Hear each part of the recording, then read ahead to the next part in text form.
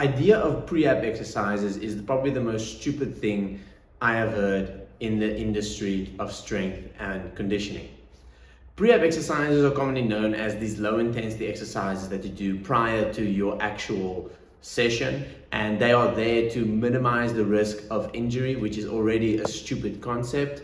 And also they are there usually to basically work on areas that might be problematic, like the groin, the hip flexor, or the hamstring, or maybe even the shoulder a lot of times. And it's usually very low level exercises. These exercises are done with like mini bands, not really done with any high intensity.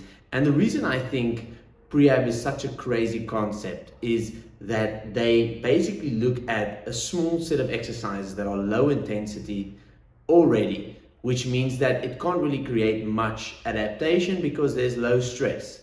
For a body to adapt and physiologically become stronger, you need stress.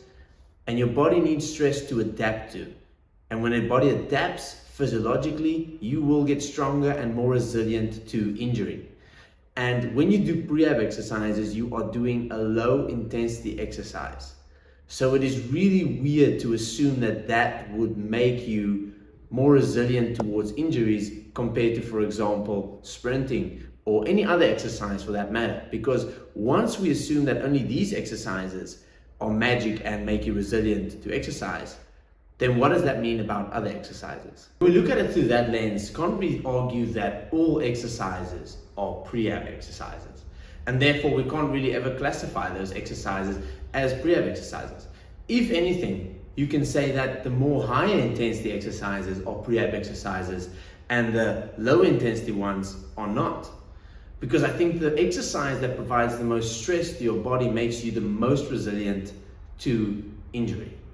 Yes, there's a lot of things to take into account, like programming and different intensities, but when we look at, for example, sprinting as such a good example, it's usually the exercises that have the highest ability of injuring you that also have the highest ability of basically making you more resilient to injury.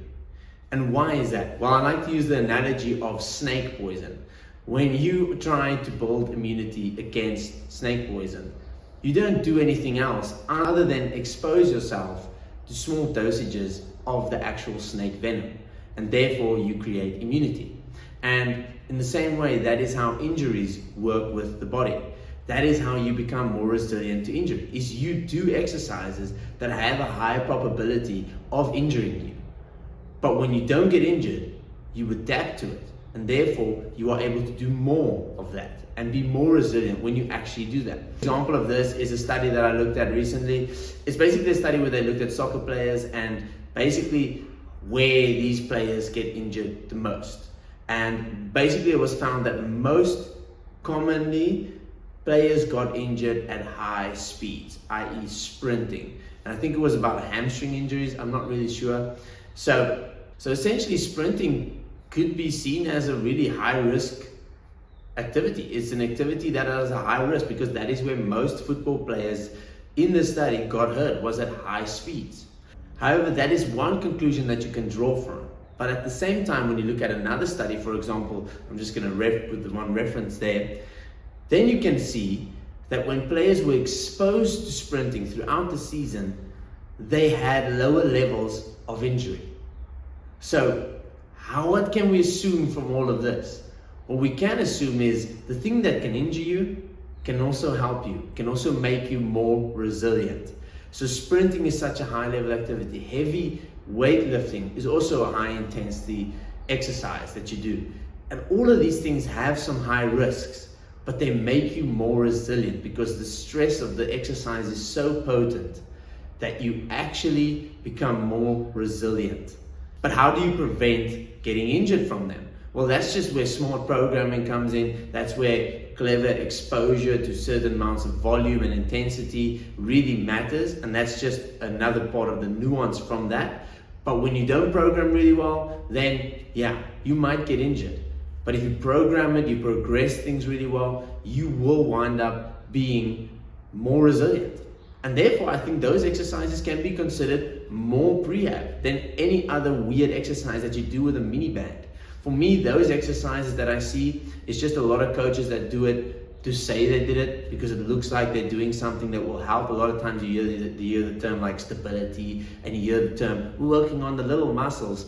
They can never say what little muscles are. They just say the little muscles. And they think that is doing something. Whereas I think that is just adding a bit of fluff to your program to make it look like something, but it really doesn't do much. And I think you're better off focusing on increasing the quality of work you do with the more intense exercises, and making sure you do gradual exposure for that, and then get yourself exposed to it and build a lot of capacity at those intensities. That will wind up making you way more resilient to injury and just a better athlete overall.